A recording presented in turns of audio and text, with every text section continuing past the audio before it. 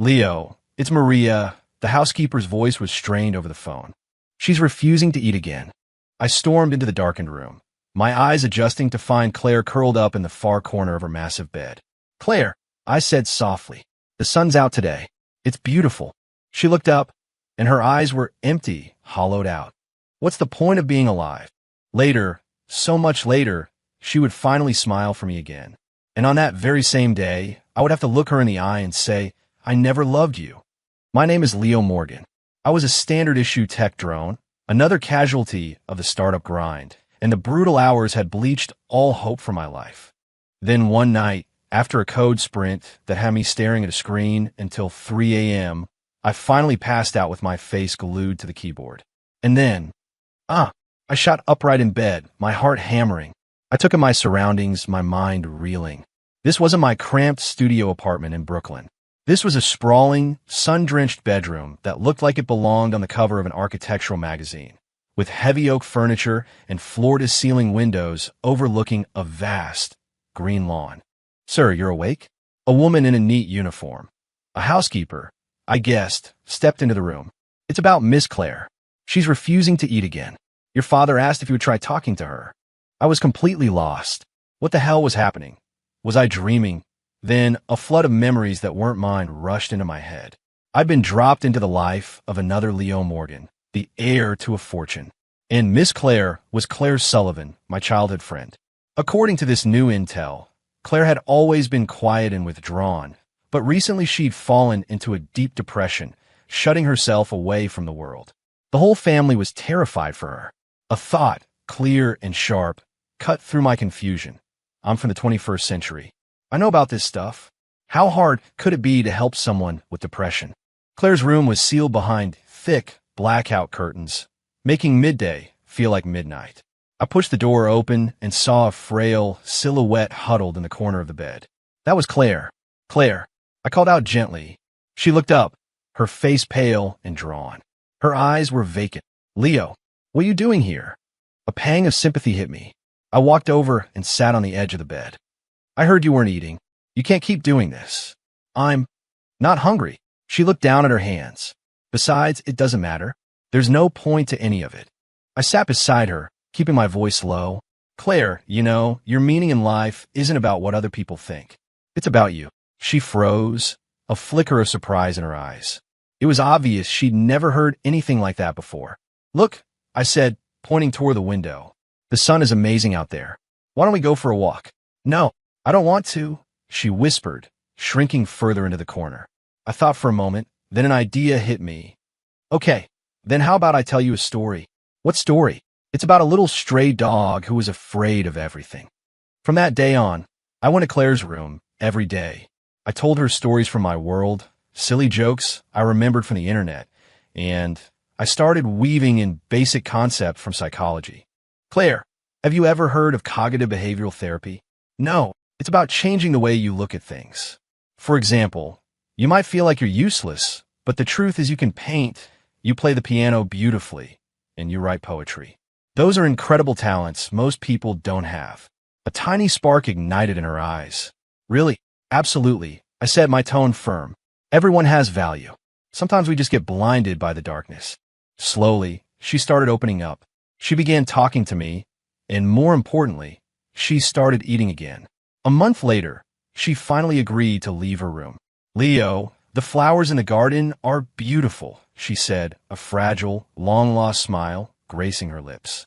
Watching her, I felt a profound sense of accomplishment. I never realized that helping someone find their way out of the shadows could feel this meaningful.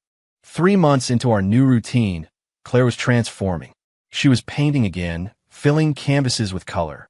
She played the piano, and the house was once again filled with music. And I, almost without noticing, found myself completely drawn to her. One afternoon, she played a piece for me. The melody was crisp and clear, and the way she focused on the keys was captivating. Claire, that was incredible. She blushed. It's all because of you, Leo. If it weren't for you, I might have. Don't say that. I cut in gently. The past is the past. She nodded, then gathered her courage. Leo, why did you decide to help me? I paused, then offered a smile. Because you're my oldest friend. Who else would I help? But I knew, even as I said it, that it was already more than that. After her recovery, Claire blossomed. She became brighter, more animated. She would seek me out to chat, show me her latest painting, or play a new piece she'd learned on the piano. I found myself looking forward to our time together more than anything.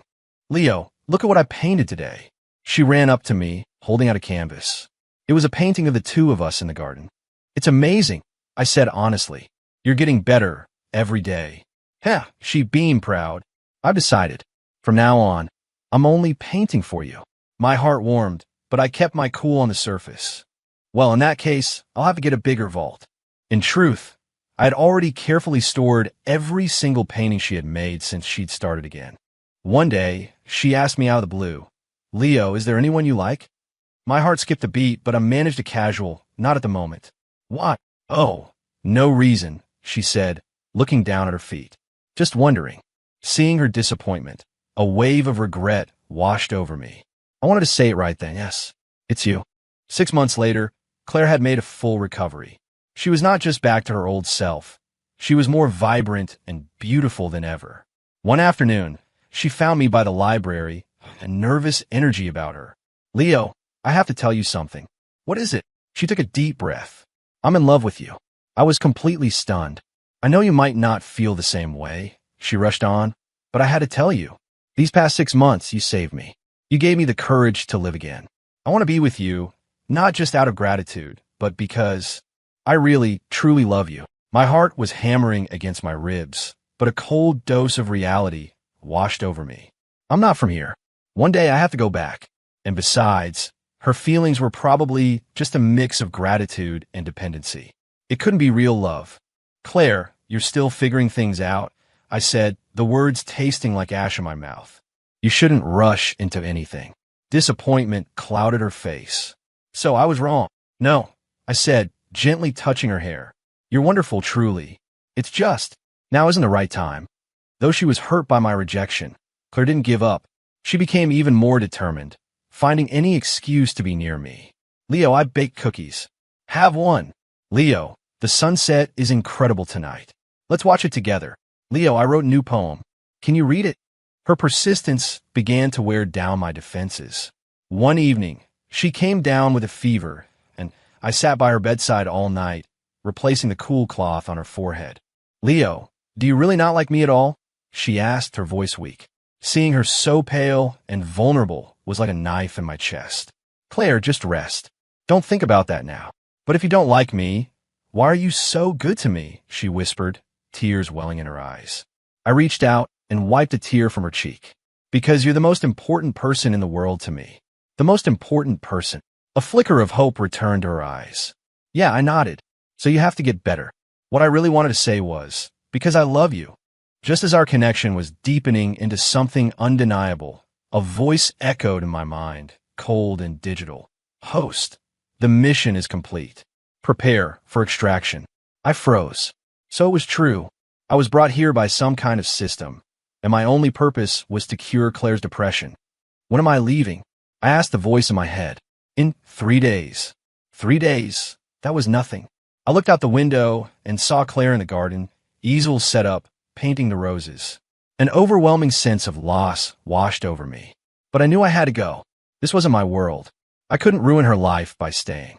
For the next 3 days, I acted as normal as I could, not wanting to give anything away. On the last night, I went to her room. Claire, I have to go away for a while. Go away. She put down her paintbrush. Where? For how long? Far away. I might be gone for a long time. Panic flared in her eyes. Why do you have to go? Did I do something wrong? No, I shook my head. It's just something I have to do. Then I'll wait for you, she said with unwavering conviction.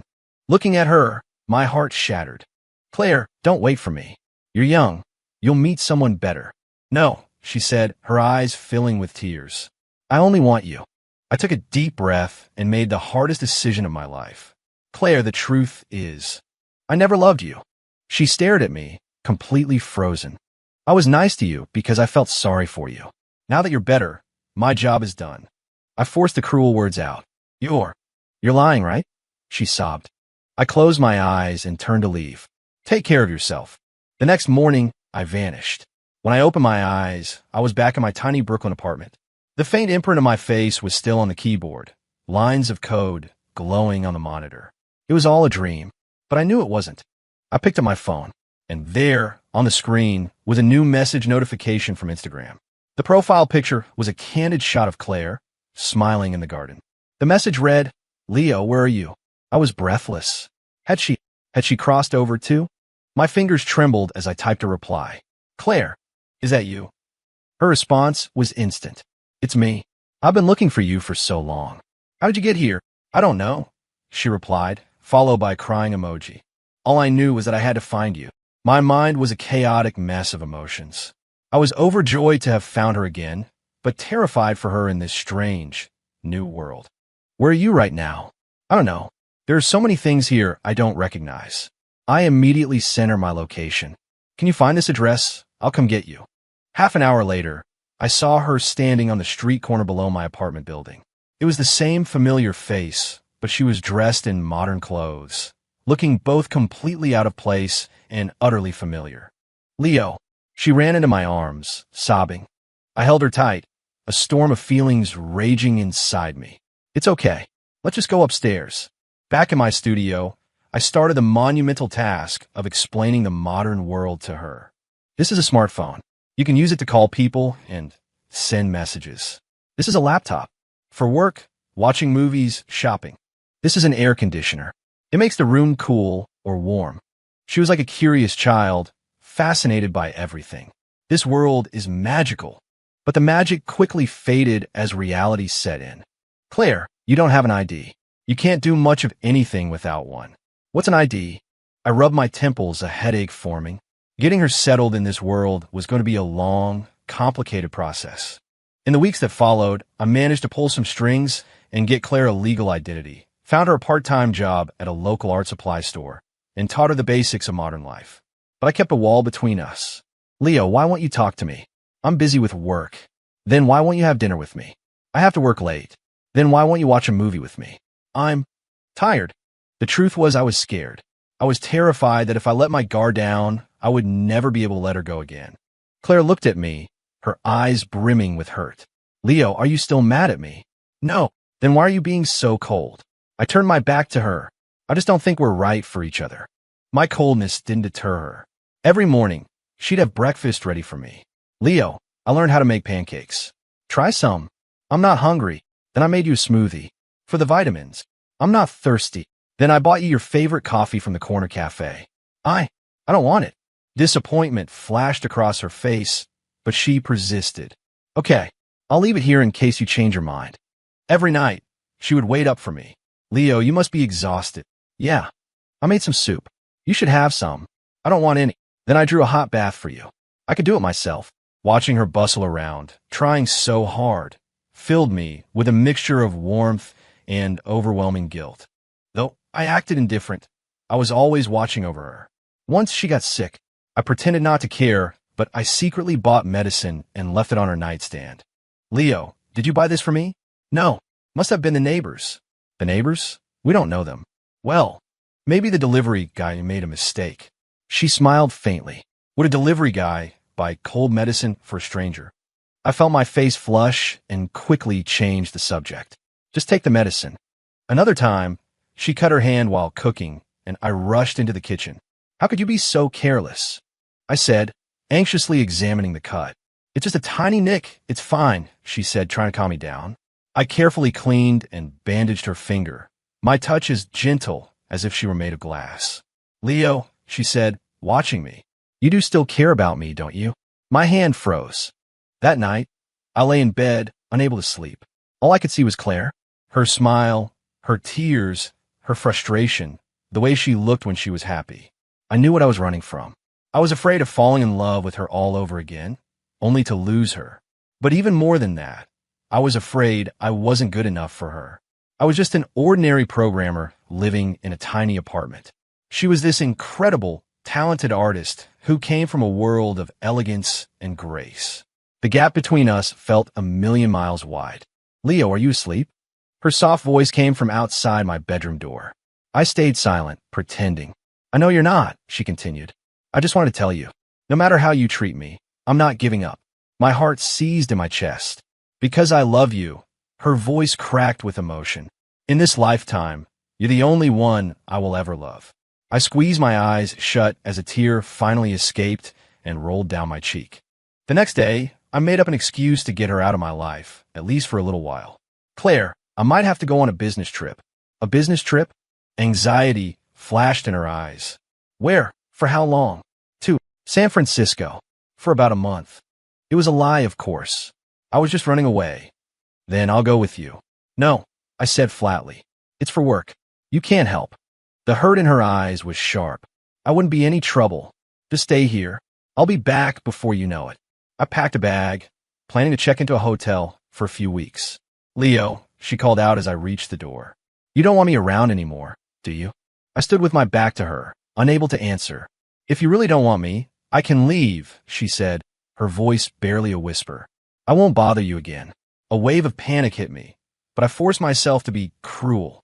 Do whatever you want. That night, my phone rang. It was my landlord. Hey kid, your girlfriend moved out. My blood ran cold. Moved out? Yeah, she left this afternoon. Even settled up the lease and got her deposit back. I bolted out of the hotel and raced back to my apartment. It was empty. All of Claire's things were gone. The only thing left was a note on the kitchen counter. Leo, I know you don't love me, so I left. Thank you for taking care of me. I'll be fine on my own. Please don't look for me. I don't want to be a burden anymore. Love, Claire. I stared at the note, my hands shaking. She was really gone. I ran out into the night and started searching for her like a madman, but in a city this big, where could I even begin? For the next few days, I was a ghost. I thought about her at work. I thought about her when I tried to eat. I thought about her when I lay in my empty apartment at night. I scoured social media for any trace of her, posted on forums, and even hired a private investigator. Nothing. Sir, it's like this person just vanished off the face of the earth. The P.I. told me, keep looking. I insisted. There has to be another way. In a moment of desperation, I looked up at the sky and screamed, System, you brought us here. You have to help me find her. Only silence answered. A terrible thought began to form in my mind. What if she had gone back to her own world? Just as I was about to lose all hope, I found myself wandering through a small art gallery. And then I saw it. It was a beautiful landscape painting, and the style, ethereal and full of emotion, was unmistakably Claire's. I rushed to the front desk. Excuse me, can you tell me who the artist of that landscape is? That's by a new artist, a Ms. Claire Sullivan, the gallery attendant said. Her work has a very classical feel. It's been getting quite a bit of attention. Claire, it had to be her. Where is she? I need to see her. I'm sorry. Ms. Sullivan is a very private person. She doesn't usually meet with people. I pulled out my phone and showed the attendant a picture of us I had secretly taken. She's my girlfriend. We had a fight, and I need to find her to apologize. The attendant looked from a photo to my desperate face. Okay, hold on. Let me see what I can do. 3 days later, I was sitting in a coffee shop, waiting, and then she walked in. It was her, but she was thinner, and the light that used to shine in her eyes was gone. Claire. I choked out her name. She saw me and flinched, but quickly composed herself. Leo, what do you want? Hearing her use my full name, not the familiar Leo, felt like a punch to the gut. I miss you. You miss me? She let out a short, bitter laugh. Didn't you say we weren't right for each other? I was wrong, I said, my voice thick with regret. I shouldn't have treated you that way. Wrong. Tears welled in her eyes. Leo, do you have any idea what I've been through? I shook my head, consumed by guilt. I spent every single day wondering what I did wrong, she cried. I worked so hard to learn about this world, hoping I could finally be good enough for you. And you just threw me away. I reached out to wipe her tears, but she pulled back. Claire, I know I hurt you, I said, my voice pleading. Please, just give me one more chance to make it up to you. Make it up to me? She looked at me, her expression unreadable. How? I'll do anything. Anything at all. If you'll just forgive me. She was silent for a long time. Finally, she spoke. Leo, I'm so tired. I know. It's all my fault. I need time to think. I nodded immediately. I'll wait. I'll wait as long as it takes. She stood up. I have to go. Watching her walk away felt like my heart was being torn in two. But I wouldn't give up. I was going to win her back. From that day on, I began a relentless campaign to win her back. Every morning, I waited outside the art studio she rented, holding a coffee and breakfast. Claire, I got you that bagel with the veggie cream cheese you like. Thanks, you could just leave it there, she'd say without looking up from her canvas. At noon, I would bring her lunch. Claire, it's a little chilly today, so I brought you some soup. Okay. Her voice was always flat. At night, I would wait to walk her home. Claire, let me walk you. I'm fine on my own. I was rejected countless times, but I never stopped trying. I started learning new skills, anything I thought might help her. I learned to cook so I could make her favorite meals. I studied art supplies so I could help her mix paints and organize her studio. I even learned how to professionally frame her finished canvases. Slowly, very slowly, things started to change. This soup is actually good. You mixed this color perfectly. This frame looks beautiful. They were small victories, but to me, they felt monumental. A month later, her attitude had softened. She was no longer so cold, and sometimes she would even start a conversation. Leo, why are you doing all of this? Because I need to fix my mistake. Is it worth it? She looked at me.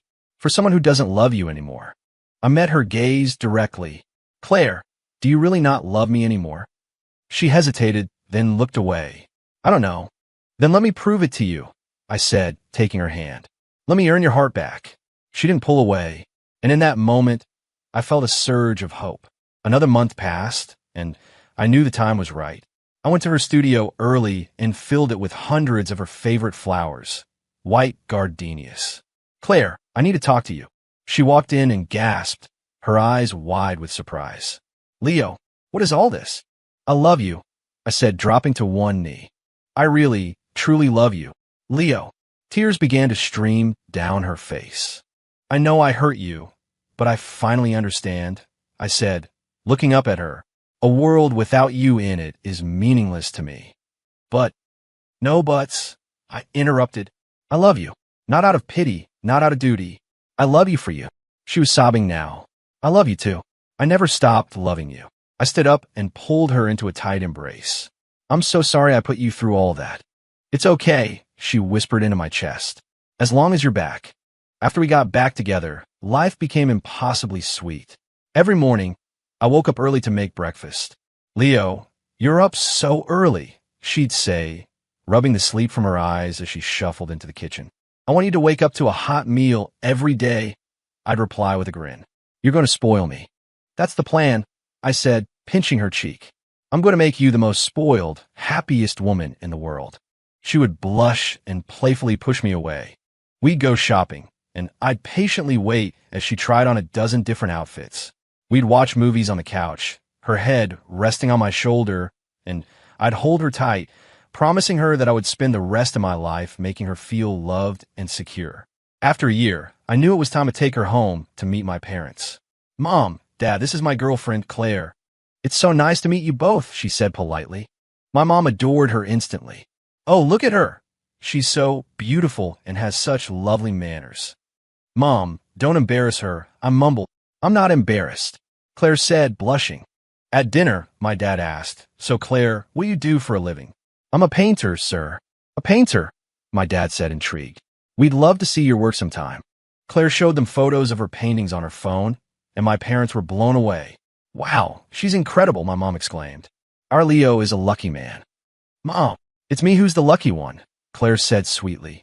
Seeing her fit in so perfectly with my family made my heart feel full. After 2 years together, I decided to propose. I planned it all in secret, choosing the place where we had our first real date after getting back together, a small botanical garden downtown. I decorated a secluded gazebo with hundreds of roses, arranged in the shape of a heart. Claire, let's go for a walk in the gardens, I suggested casually one evening. Okay, she said, completely unsuspecting. When she saw the gazebo, she stopped dead in her tracks. Leo, is this? I pulled out the ring I'd been carrying for weeks and got down on one knee. Claire Sullivan, will you marry me? She covered her mouth, tears streaming down her face. When did you plan all this? A long time ago, I said, my voice thick with emotion. I want to give you the most romantic proposal in the world. It's so sudden, she sobbed happily. So what's your answer? I asked, my heart pounding. Of course, yes, she cried, throwing her arms around me. Yes, a million times yes. I stood up and held her close. Thank you. Thank you for saying yes. No, thank you, she whispered. Thank you for never giving up on me. 6 months later, we had our wedding. The venue was like something out of fairy tale, filled with flowers and soft light. I stood at the altar in my tuxedo, my hands trembling with nervous excitement. And then I saw her, walking down the aisle in a white dress. She was the most beautiful thing I had ever seen. You look perfect, I whispered as I took her hand. You're not so bad yourself, she smiled. When we exchanged our vows and the officiant pronounced us husband and wife, the world seemed to fade away. In that moment, it was just the two of us. I love you, Leo, she whispered after we kissed. I love you too, my wife, I replied. The years that followed were a blur of simple, profound happiness. We built a life together, filled with lazy Sunday mornings, shared laughter, and the quiet comfort of knowing you found your person. Claire's art career took off, and my own work felt more meaningful than ever. A year after our wedding, Claire told me she was pregnant. 9 months later, we welcomed our son, Finn, into the world. Holding him for the first time, looking from his tiny face to my wife's tired but radiant smile, I understood the meaning of perfect happiness. Our days became filled with the delightful chaos of raising a child. Finn's first word was Dada, and his first steps were taken as he toddled from his mother's arms into mine. Our life was ordinary, and it was everything I had ever wanted. Years passed. We grew older, our hair turned gray, and Finn grew up and started a family of his own. But some things never changed. We still sat on the porch together in the evenings, watching the sunset. My love, Claire would say, her hand in mine. Do you remember when we were young? I remember, I'd reply, turning to look at her. You're still the most beautiful girl I've ever seen. She would smile, that same smile that had captured my heart all those years ago. Our life wasn't a fairy tale. It was real. We had our struggles and our disagreements, but our love was the constant, unwavering anchor in our lives. It was a love born from a strange twist of fate, tested by pain and distance, and forged into something unbreakable. Thank you, wherever you are, for that bizarre, impossible journey. It led me to her. Claire, my wife, my love, my entire world. I love you. Forever.